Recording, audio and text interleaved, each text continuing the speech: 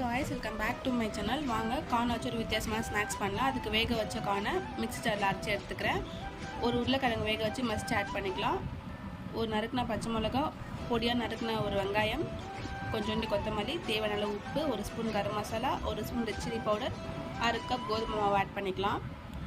இதெல்லாம் நல்லா கலந்து விட்டுக்கோங்க. இப்போது சின்ன சின்ன அடை சைஸில் தட்டி வச்சுக்கலாம். தட்டி வச்சவங்கள தவா காய்ச்சதை ஒவ்வொன்றா போட்டு இந்த மாதிரி எண்ணெய் ஊற்றி பொரித்து எடுத்துக்கலாம். இப்போ ஒரு சைடு வெந்துடுச்சு, ஒவ்வொன்றா திருப்பி போட்டு எடுத்துக்கலாம். பாருங்கள் எப்படி கோல்டன் ப்ரௌனாக இருக்குது. அவ்வளோதாங்க, நம்ம கார்னோட ரெடி ஆகிடுச்சு.